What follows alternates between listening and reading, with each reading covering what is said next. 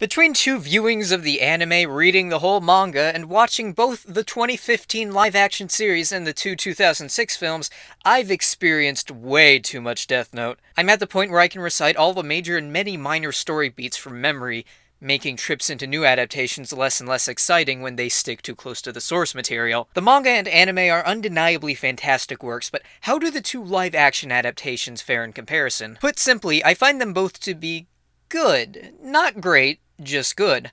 Both of them have their own unique spins that make them sort of worth watching, though only after you've either read the manga or watched the anime, because neither serve as a good jumping on point for people unfamiliar with the franchise. Even then, I wouldn't recommend pre-existing fans go out of their way to view them.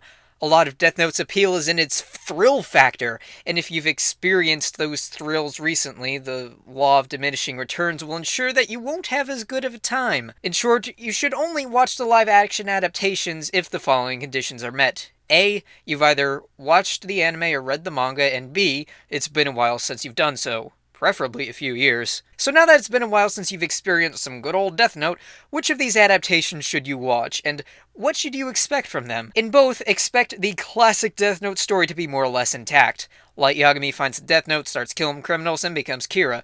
Genius Detective L teams up with Light's father and the police to track Kira down, the whole shindig. It's their few but important differences that make them worth watching. Explaining this will entail minor spoilers, but I'll leave out any major twists, so don't worry, you can still watch this video and go into these adaptations not knowing what Shyamalan ahead is about to take you for a spin. In the 2006 films, you won't be finding any sign of Nier or Mello. Given how divisive a part they were of the original story, that may or may not be a good thing for you. You will be finding Nier in the 2015 series, this time introduced from the start, a change I like. I think a good part of the reason people hated Nier and Mello so much was that they were introduced just about out of nowhere after L's death and made to be his replacement.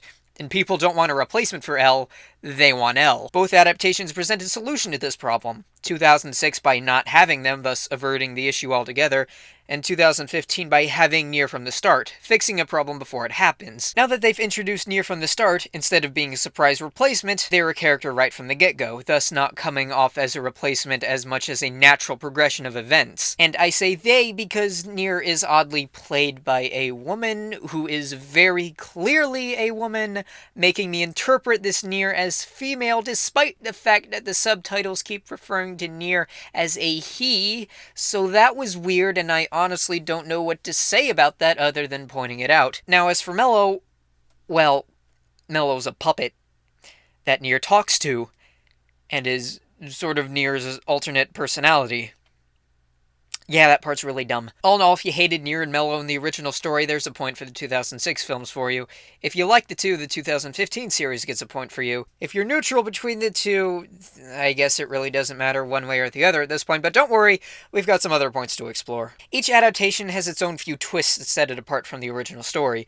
For the 2006 films, these are that Light starts with a girlfriend, leading to the finale of the first film, and the finale of the series in the second film. While I won't talk about these parts in detail, as that would be major spoilers, I will say that these were by far the best parts of the film, as they were a complete departure from the original story, meaning I had no idea what was going on, which was great, because I could once again be taken along for the ride of classic Death Note thrills, as opposed to the rest of the time when it straight followed the original story and I knew what was going to happen, thus lessening the thrills. What the 2015 series lacks in major twists, it compensates for in a lot of little changes that at first seem important but ultimately end up leading back to the original story and not mattering too much. For example, and this is just basic setup so I wouldn't call it spoilers, instead of starting out as a bored genius with a strong sense of justice, Light is a normal college student with a sad past. Such a different setup that he's a completely different character, to start.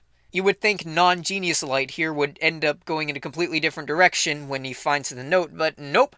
It's soon back to the mind games, with L coming up with those classic crazy plans that you'd think would be beyond a normal college student, and eventually going into full evil mode like he seems predetermined to. The peak of this series' excitement is when it does dare to stray from the beaten path, but it never does so for long. Let's take a moment to look at both adaptations' sound design, letting you know up front that in this area, 2006 is superior by a bloody mile.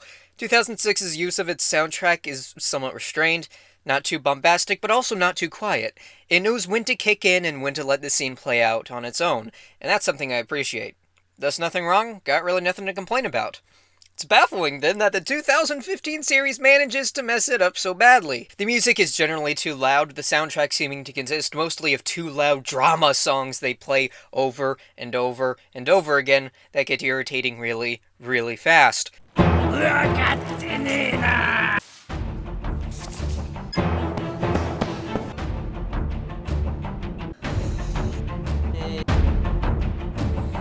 But the worst of it is that in almost every episode, whenever something really dramatic happens and the camera cuts to characters reacting, a really loud poosh sound plays over it.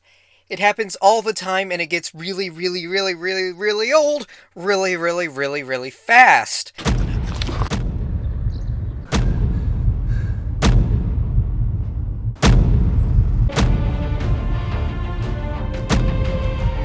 It can be quite the mood killer or lulz inducer. But now we get to the one major element I feel really sets these two adaptations apart. The casting. The 2006 films had a pretty alright cast, they did their jobs, but at the end of the day I can't say I remember any one performance as being particularly noteworthy or memorable or anything really. It was just serviceable. But the 2015 cast, like, holy shit, did they hit the nail on the head. With a few exceptions, not only did each cast member visually fit their role, but they turned in some truly memorable performances. Lights actor, for instance, Masataka Kubota, despite being handed a character who goes from normal to evil so fast you'd think he... mental disease comparison, manages to give a performance that's believable when called for, and also super hammy and amazing when it's evil time. I mean, holy shit, guys, this dude can ham it up, and it is fantastic. Lose me right to the screen. It's not realistic in the slightest, but oh my god, is it fun to watch. The rest of the cast is pretty fun, too. L's pretty great. His actor Kento Yamazaki brings a new sort of quirkiness to the character that's not a carbon copy of the original, but still distinctly L, which is pretty fun. He has this way of saying Light's name that's both creepy and adorable. Also, he gets shirtless quite a bit. Not sure whether that's because Yamazaki is a model or not, but hey, I'm not complaining. Oh, and Matsuda's Matsuda, and that's perfect. Basically what I've been trying to say this whole time is, plot-wise, both adaptations have their deviations, their pros and cons, and weighing them against each other ultimately lands them on roughly equal grounds, unless you're strongly against changes in the first place, in which case why bother. For me, what it boils down to is the 2015 series has such a strong cast that I would almost recommend watching it just for them alone, and pass on the films unless you're really bored and have nothing else to do. But, unfortunately, the one thing that holds both of these adaptations back and prevents me from recommending them is neither of them contain an epic potato chip eating scene.